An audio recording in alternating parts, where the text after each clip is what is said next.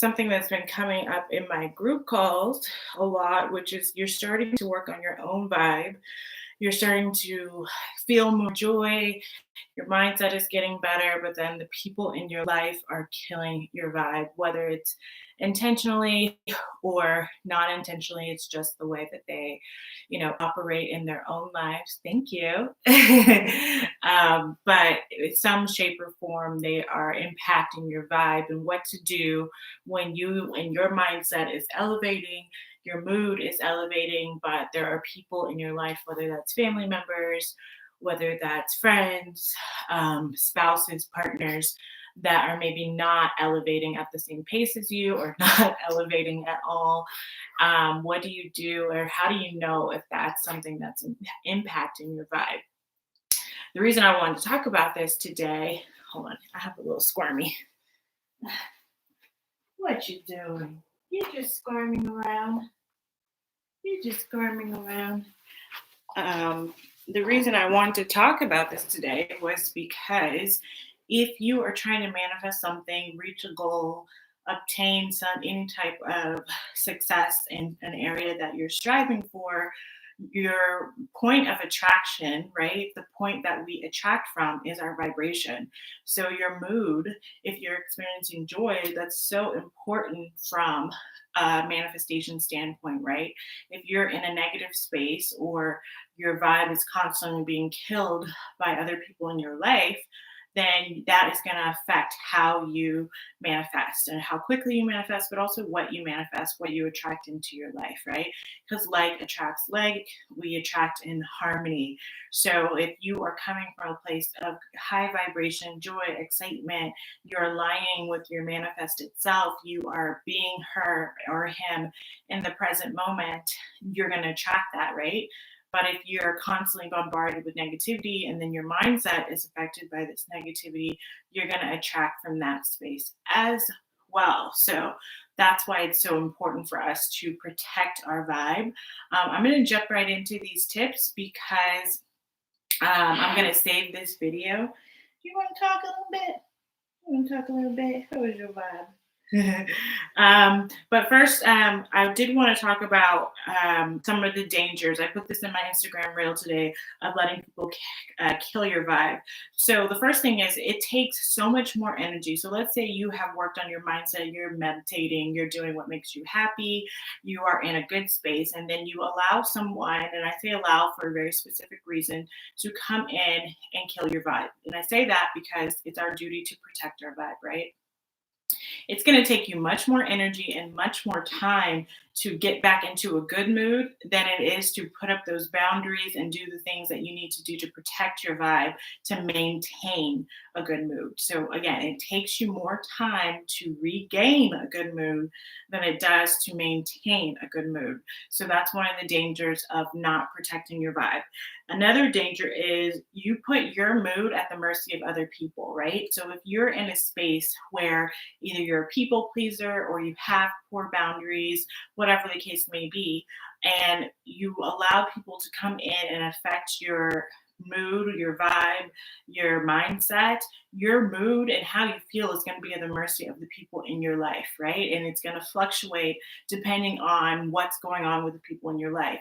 And I think you deserve to be happy no matter what's going on with those people. And maybe you can actually be the light that shines in the midst of any type of chaos or negativity that's coming from other people, right? Third danger is you're unconsciously telling yourself that your needs don't matter. So when other people come in with like a force of their needs and their priorities, and it takes front seat to what's important to you, which is your joy, which is your peace, right?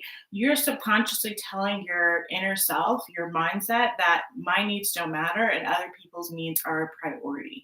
And we don't want to do that because that's going to perpetuate more of that into your life. So those are the dangers I want you guys to be mindful of, and we really want you to use to motivate yourself to protect your vibe. So I want to give you some signs so that you can know when to protect yourself from this type of intrusion when it comes to your vibration, right? So these are 3 signs that you might be letting people kill your vibe. The first one is you're emotionally babysitting. So what does that mean? You are basically taking on the role in other people's lives, so in your relationships, to emotionally babysit those that are in your life. So you might have people in their life that come to you that have difficulty regulating their own emotions, and you might have learned through your experiences through your childhood or your first, romantic relationships. You may have learned that your role is to babysit other people's emotions, help them regulate their emotions because that's the position you've always been in. But in doing so, by trying to help other people be happy or convince other people to be happy or regulate their emotions, and in turn takes a toll on you and kills your vibe in the process. And you might even find that some of these people don't are just so negative or stuck on being dysregulated that even though they're coming to you for this regulation, nothing is ever good enough to get them in a good mood or to help change them. So you've wasted all your energy anyway. So while you're trying to stop, your joy, put their needs first and regulate them, it's actually backfiring on you in the process. So that's my first sign I want you to watch out for. Are there people in their life that come to you just to regulate themselves, right? Which doesn't help you or them, right? It teaches them that they don't have the power to regulate themselves. It teaches them that they are not self-sufficient in being able to do that, which is not the case, right? Instead, you can offer empathy, but allow that person to feel what they're feeling. Don't feel like you have to fix how they're feeling or it's your place to make things all better for them, right? Allow them to seek tools and help that's going to give them the power to regulate themselves. And so you don't have to emotionally babysit them, right? And you can get out of this role play of being that emotional babysitter. The second sign that you may be letting people kill your vibe is you have poor boundaries and allow people to bypass your needs. So you may have placed a boundary with someone or you wanted to, right? Like, I need this time, like in the morning to myself. And let's say you have a partner that keeps impeding on this time, whether intentionally or not. And instead of asserting your boundary, saying, assertively communicating your needs and putting yourself first, you instead, meet them wherever they want you to meet them. You don't take that time for yourself. And in fact, and in the end, it impacts your vibration. So if you find yourself constantly wanting to have a boundary but not knowing how to assert it or not knowing how to communicate it, that's a clear and cut sign, right? Really obvious that you're letting other people kill your vibe. I have a video coming out this Thursday on how to establish boundaries and stop being a people pleaser, which is going to go into much more detail on how to assert those your needs, create those boundaries with people in your life that may be kind of encroaching on your vibration. So if you're not subscribed to my channel, you can go to the link in my bio and subscribe to my YouTube channel. Or if you're on YouTube, make sure you're subscribed because that's going to come out on Thursday. And because it is so important, and I've seen this not only with my clients and my manifestation program, but when I work with patients in therapy, doing therapy, a lot of the times what I would see is we would work so hard, right, on getting them to a place of joy. And then because they lack these core boundaries or weren't able to communicate what they needed in their relationships, it would come back, to the place where we started. So that's why I made that video. And I think it's going to be helpful to a lot of people because I know there's especially a lot of women that I am connected with that are people pleasers in their relationships. And hopefully that can provide some value to you. And then the last sign is you lose sight of your favor in the face of negative people and conversations. So this one is a really important one that I want to hone in. So if you are a believer, let's say you are a believer in Christ or you're a believer in the law of attraction, and you are applying the tenets, right? You're doing things to put yourself first, your joy first. You're maintaining your faith and your hope in what it is that you want to create in this world. You are aligned with your higher power. You're doing all these things to get closer to the life you want to create, right? So you're essentially having this manifestation mindset. You are blessed and highly favored. You are separated from many people in this world that are not living by intention, that are just kind of letting life live them. And especially if you are a believer in whatever religion, you know that the closer or aligned, more aligned you are with your spirit, the more favored you are in your life, right? However, we can encounter people and situations and media that are just negative, that make us forget how blessed and highly favored we truly are.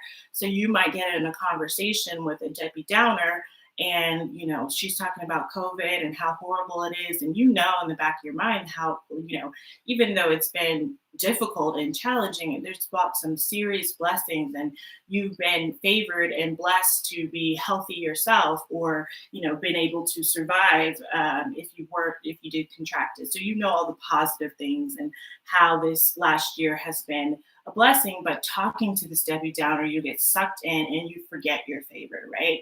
You forget all the ways in which that you have been protected in this season, and you start to engage in this negativity, maybe not because you want to be negative or you enjoy it, but you don't feel like invalidating the person. You don't want to upset the person.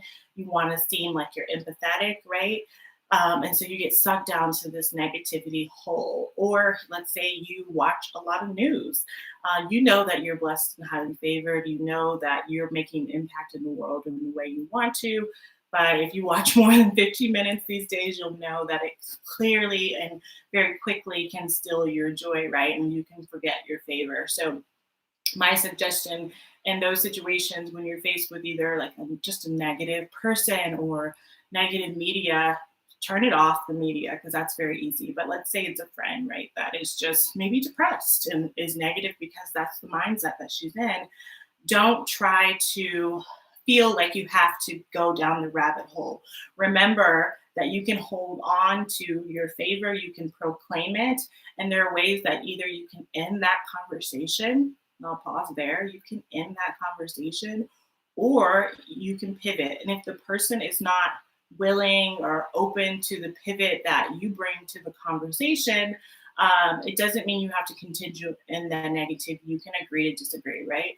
And you're not going to do it in a toxic positivity type of way, which I kind of hate that term, because when people are being positive, they're usually just trying to help. We don't have to be so judgmental, but you don't have to do it in a toxic positivity way where you're forcing your positivity on someone. But you can just say, yeah, I know things right now are really rough and people are going through a lot of challenges, but I also know, there's a reason for everything. And I'm faithful that um, this season is going to bring a lot of blessings and transformations and change that we need.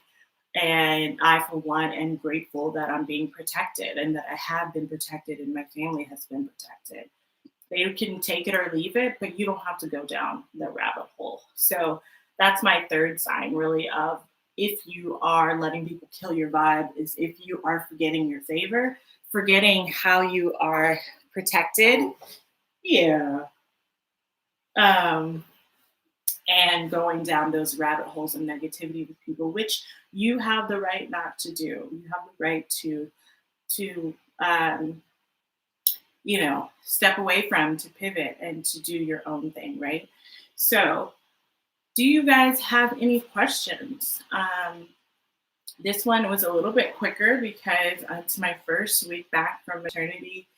Well, I'm not on leave. This is just my first week back from, having the baby. I had him April 2nd. So it's a little bit over a week. And I wanted to come on here and keep providing value because this is what I enjoy. And I feel like the last time I went through postpartum depression with my first daughter is because I had stopped doing a lot of things I enjoyed, because I thought that, motherhood had robbed me in a lot of ways of being able to do those things. And now I'm finding ways to do what I want to do and what makes me happy while also being a mommy. So as you can see, also being a mommy here. But so even though it's a little bit shorter, I hope it provides you guys, hi, Marsha, on YouTube, some value and that you guys find it useful. If you have any questions, you can type them here.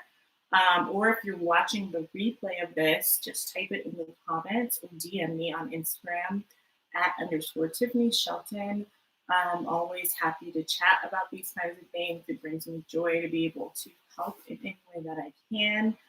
Like I said, look out for my video on Thursday. I'm talking all about practical tips on how to establish boundaries, assertive communication, um, how to stop people pleasing, all those things that you can do to not let people kill your vibe.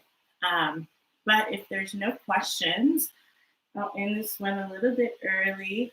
Thank you guys that were able to join me here, and I hope that you guys have a great week. Have a happy day and happy manifesting. Namaste.